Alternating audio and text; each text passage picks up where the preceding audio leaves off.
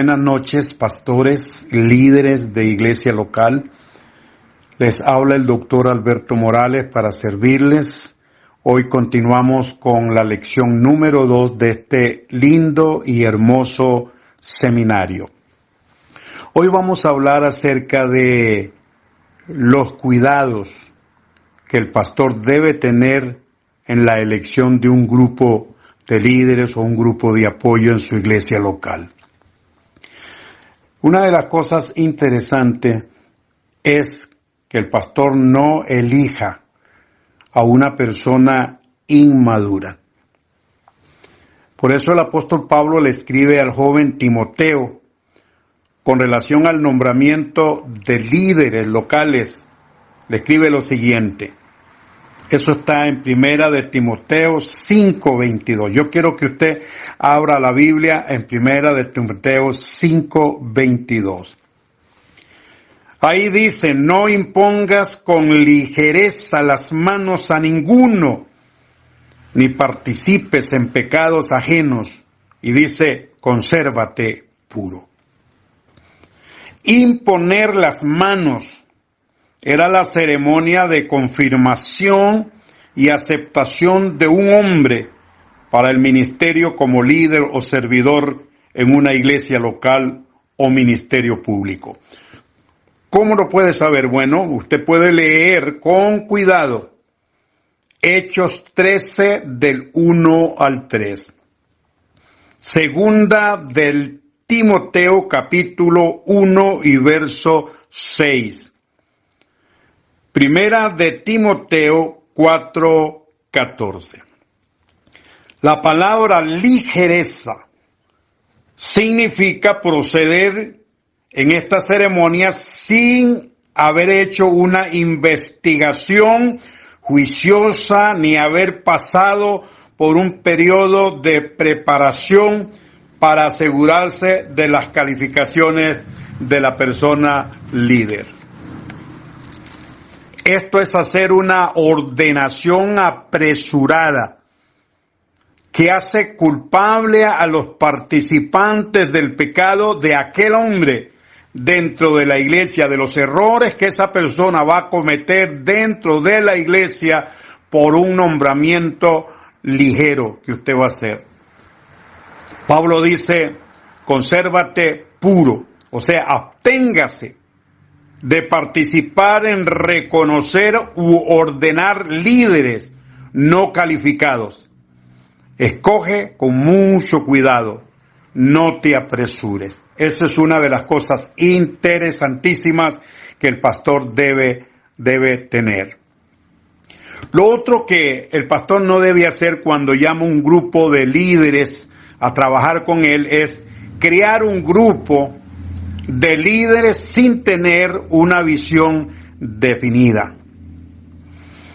Proverbios 29:18 dice muy claro en la Biblia Gateway de New International Version, dice así, donde no hay visión, el pueblo se desenfrena. El pastor tiene que tener una visión clara en realidad de lo que quiere con relación a su iglesia. La palabra visión en hebreo es jasón y en griego optasia, ver, percibir el futuro de algo, tener una clara imagen mental de un futuro. El pastor tiene que tener la capacidad de dar forma a una imagen mental de lo que será la iglesia que él tiene en el futuro con sus líderes. La iglesia de excelencia que Dios quiere, ¿cómo se obtiene? Bueno, orando, ayunando, buscando la voluntad de Dios, estudiando la palabra de Dios, tomar el tiempo para reflexionar y meditar, afinando el oído en el espíritu para escuchar la voz del Señor. El ministro del Señor, el doctor Dale Galloway, que escribió el libro Visión Perfecta para crear una iglesia perfecta y exitosa, él define la visión de esta manera. Dice que la visión es la habilidad o don dado por Dios de ver como una realidad aquello que todavía no lo es. Eso se le llama visión. Por ejemplo, el Señor le dijo a Abraham, mira en Génesis 15:5, le dijo, mira ahora los cielos y cuenta las estrellas si las puedes contar. Y añadió, así será tu descendencia. Dios quería que Abraham desde ese momento se mirara como el padre de una nación poderosa. Esta visión fue la luz que guió a lo largo del peregrinaje, de su peregrinaje en la tierra. Yo diría una visión bajo prueba, porque él nos dice también que Abraham se mantuvo fiel a la visión de ser el padre de una gran descendencia. Esperanza contra esperanza. Romanos 4:17 al 21 y Hebreos 11:17 al 19. Vuelvo a leerlo para que usted tenga su Biblia ahí y lo pueda leer. Romanos 4:17 al 21 y Hebreos 11 del 17 al 19. Yo diría que una visión más o menos es así, que el pastor diga, bueno, yo estoy mirando una iglesia en donde cada miembro crece sanamente mediante un discipulado por medio de células en los hogares, donde hay amor, compañerismo, solidaridad, apoyo moral, emocional y espiritual, tal como lo menciona el libro de Hechos 2:46 al 47 de la iglesia primitiva. Es solamente en la célula de hogar donde podemos enterarnos de los problemas de las personas para aconsejarles, para orientarles y orar por sus necesidades individuales, como dice Santiago 5:16. Pastor puede decir, bueno, yo veo y percibo una iglesia una iglesia de excelencia, diferente a los esquemas tradicionales de las iglesias, en donde la persona recibe como instrucción las doctrinas y reglamentos de la iglesia para ser bautizado, incorporado como miembro de la iglesia y nada más. La persona asiste a los cultos regulares, diezma, ofrenda y se regresa a su casa y hasta ahí llega. Pastor puede decir, bueno, yo veo y percibo una iglesia algo diferente a esto, en donde la persona recién convertida recibe instrucción en cada célula para ser bautizado, incorporado en el cuerpo de Cristo, que es la iglesia, y se convierta en un discípulo, seguidor de Jesús, ganando almas para su reino. Lo que Jesús, hermano, necesita en nuestro tiempo, en su reino, no son miembros nominales, sino discípulos. Así se les llamó a los seguidores de Jesús en el primer siglo, quienes cumplían el mandato de la gran comisión. Mateo 28:19 al 20, discípulos. Hechos 6:1, discípulos. Hechos 9, del 1 al 2, discípulos. Hechos 11:26 se les llamó discípulos. Hechos 14:19 al 22 dice discípulos. Hechos 18:22 al 23 dice discípulos. Hechos 21:15 al 16 dice discípulos. Y ese es el objetivo directamente de la gran comisión que Cristo dijo. No vayan y hagan miembros, no, hagan discípulos. Pastor puede decir, bueno, yo percibo una iglesia muy grande en esta ciudad, ya la veo, integrada por discípulos, que son punta de lanza para la evangelización por medio de células en las casas, como la iglesia primitiva bajo el modelo de Jesús. Nos dice Mateo 9:10, las casas. Marcos 2:1 al 2 dice la casa, Jesús usó las casas. Mateo 10, 7 al 13 dice que Jesús usó la casa. En Hechos 5:42 eran las casas. Lo mismo lo hizo el apóstol Pablo en Hechos 20:20. La casa, ninfa, nos menciona de ninfa en Colosenses 4:15. Dice la iglesia que está en su casa. Priscila y Aquila, Romanos 16:5, dice su casa. O sea, el evangelio creció en las casas. Y pues el pastor puede crear una visión clara, definida de lo que él va, de lo que él quiere ser, ¿verdad? En el futuro con su iglesia. Ahora, bien,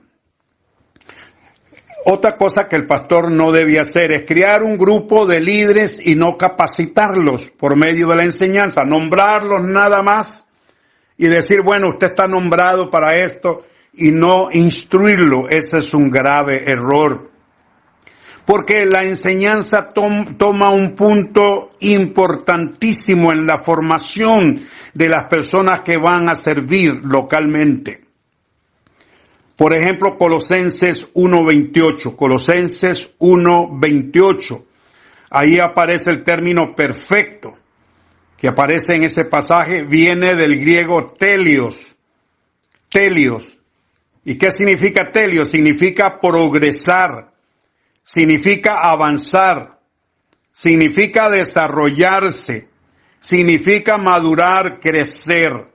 O sea, el propósito directamente de crear un grupo de líderes locales o grupo de apoyo es formarlos, enseñarles, darles las enseñanzas en un discipulado integral de formación y crecimiento a ellos para que sean personas interesantes, importantes en su iglesia local. Por ejemplo, en el área de la enseñanza de la palabra de Dios. Los pastores, yo fui pastor casi 53 años y una de las cosas interesantes que yo miré es la enseñanza. Uno como pastor impartir las enseñanzas de la palabra de Dios a las personas que están a nuestro lado, que van a servir en la iglesia. La palabra en griego para maestro, didáscalos, o sea, un pastor que enseña es un didáscalo. La raíz es didasco, que es igual a enseñar y aparece como, diríamos así, como el don dado por Cristo en los 5 ministerios de la palabra en Efesios 4, 11 al 13 y también Hebreos 5, 12. Los pastores son las personas que el Señor también ha constituido dentro de la iglesia con ese don maravilloso de enseñar para perfeccionar a los santos, para la obra del ministerio, para el crecimiento del cuerpo de Cristo. La función del didáscalo es instruir, es brindarle a sus discípulos los conocimientos programados de la palabra de Dios. Dije programados, porque tienen que ser temas programados. Vemos, por ejemplo, en 2 de Pedro, capítulo 1, verso 5, la importancia del conocimiento de la palabra de Dios. Tener conocimiento de la palabra de Dios es interesante. Todo líder local debe tener conocimiento de la palabra de Dios. Como dice Timoteo 3, 14 al 17, que la Escritura nos hace sabios. Y debemos de escudriñarla también, como dijo Jesucristo en Juan 5:39, debemos de escudriñarla. Y vemos también en el libro de los Hechos, capítulo 17, del 10 al 11, donde se estudiaba la palabra con ahínco, con amor, con cariño, escudriñando la palabra. Ignorar las Escrituras, si usted no enseña, y el grupo que está a su lado no es instruido, van a cometer errores garrafales. Y no les eche la culpa, es por no haberlos instruido. El pastor brinda los conocimientos de la palabra de Dios. Es el objetivo principal de ese conocimiento, son conocimientos programados que puedan producir cambios en la vida del discípulo, tanto de carácter como de conducta. Oiga, tanto de carácter como de conducta. Segunda de Timoteo 3, 16 al 17. La formación por medio de la palabra, que la palabra es la única que te puede formar. Hoy en día necesitamos pastores, ministros, personas que puedan formar, brindar conocimiento y formar a los discípulos. La enseñanza debe de pasar del conocimiento a la formación, hermano. La palabra griega para formar o formación es morfo en el griego.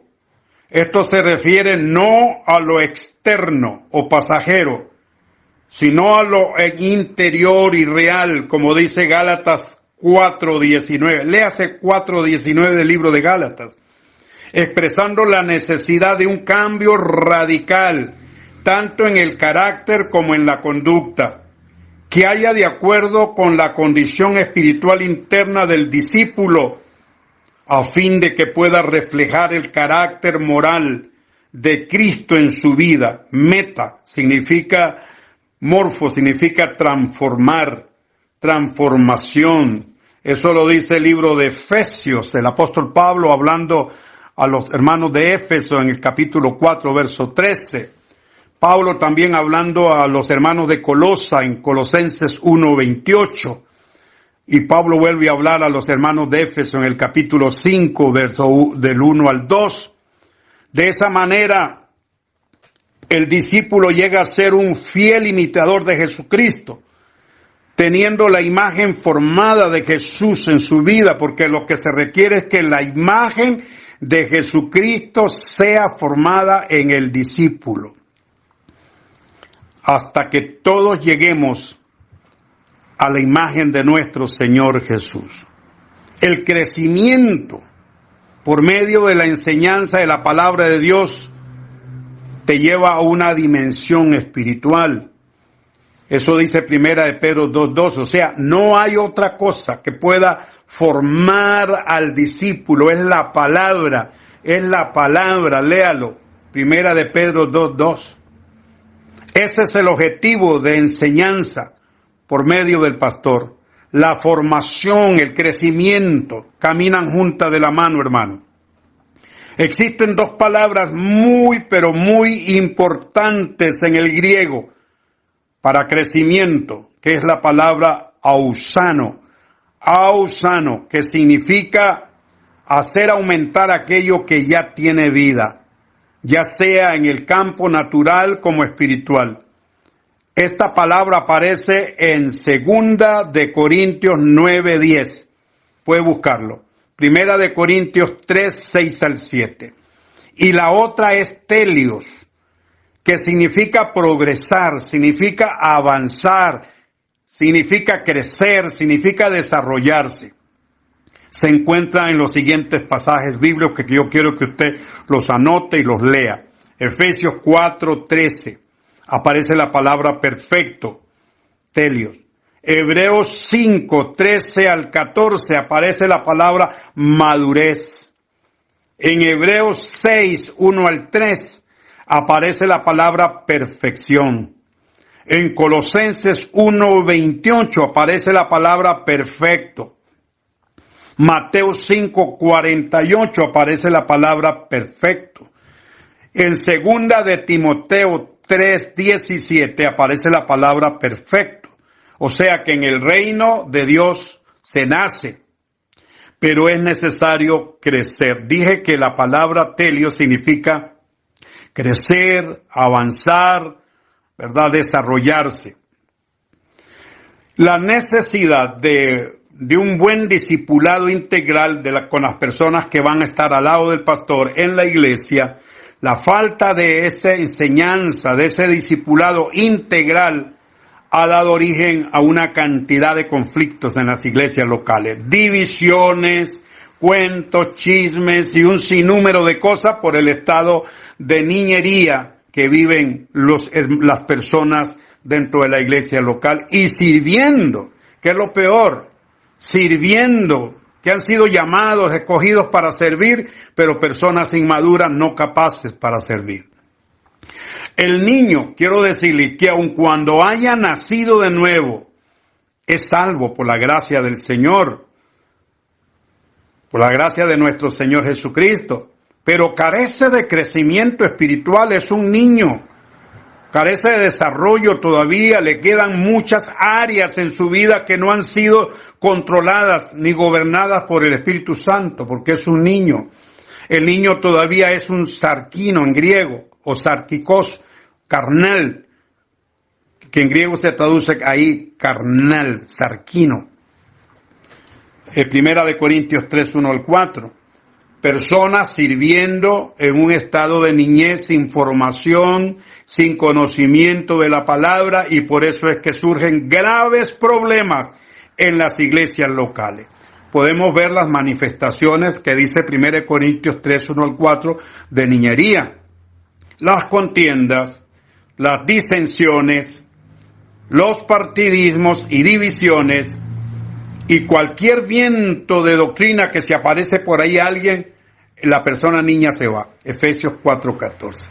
No sabe discernir entre una cosa y otra. Es como el niño que lo ponen sentado en el piso ahí de la casa y él toma cualquier cosa, se la lleva a la boca, pero no sabe discernir si es bueno o es malo. Esa persona necesita el ABCD de la Biblia. Como dice Hebreos 5, 11 al 14. Léase Hebreos 5, 11 al 14. Hebreos 6, 1 al 2. Notemos que el escritor de esta carta, los hebreos, no se queja de que en la iglesia hayan niños, sino que debiendo ser ya maestros, dice, después de tanto tiempo, tengan todavía necesidad de leche como los bebés. Hebreos 5, 11 al 14. El escritor sagrado dice que ellos, en cuanto a la enseñanza, eran tardos para oír. Dice Hebreos 5, 11, tardos para oír. Esto quiere decir que aplicaban muy poco las enseñanzas a la vida práctica para un crecimiento normal. O sea, no había enseñanza, no había formación. Y la frase tardos para oír se puede traducir tardos para obedecer. Pues la palabra griega es upakoe, que significa escuchar atentamente, oír con sumisión, condescendiente, asentamiento y acuerdo. El verbo griego es matamo, que significa aprender, tener una raíz que es mat, que sugiere pensar con esfuerzo. La palabra de Dios es para adquirir conocimiento, poner en práctica para que haya un crecimiento normal en la vida espiritual. El objetivo del discipulado, pastor, es que hayan hombres maduros en su iglesia, al lado suyo, personas desarrolladas, capaces de enseñar a otros, como dice 2 Timoteo 2, 1 al 2, capaces de trazar la palabra de verdad, como dice 2 Timoteo 2, 15, no personas que le hagan la guerra a usted, pastor. Instrúyalos, capacítelos, déles la palabra, instrúyalos, fórmelos, para que esas personas que usted ha elegido sean personas útiles a usted y que sean personas que puedan llevar la carga de la iglesia contigo, hermano. Personas capacitadas para ingerir alimento sólido de la palabra aplicada a la vida y a la doctrina. Estas personas han sido discipuladas, ahora tienen el discernimiento y la capacidad para distinguir entre la verdad y el error, porque su madurez le ha dado la experiencia necesaria para discriminar espiritualmente, y por eso pueden ser maestros, como dice Hebreos 5, 14. El maduro tiene la capacidad de restaurar al que ha caído en alguna falta, no señalar. Eso dice Gálatas 6, 1 al 2. Esa es una señal de una persona madura, de un grupo pastor al lado suyo, instruido, capaz, que usted puede salir con libertad y ese grupo sigue adelante con la iglesia. y usted ese grupo lo protege, son sus escuderos, gente que estará a su lado siempre, peleando la buena batalla de la fe, trabajando con usted como personas maduras, no como niños. Que Dios me le bendiga en gran manera y me le guarde. Vamos a orar. Padre que estás en los cielos, soberano Dios, te pido, Padre, que haya personas capaces, maduras, para servir en tu iglesia local. Que el pastor, Señor, a través de la oración como tu Hijo Jesucristo, los pueda elegir, los pueda formar, para estar con ellos, para formarlos, instruirlos, capacitarlos, para que puedan ellos ser útiles en la iglesia local y que puedan ganar almas para la gloria de tu nombre y ser útiles en el ministerio que tú los has llamado. Bendito sea el Señor. Así que lo esperamos en la lección número 3. Gloria a Dios, para la honra y gloria de nuestro Señor Jesucristo. Amén y amén.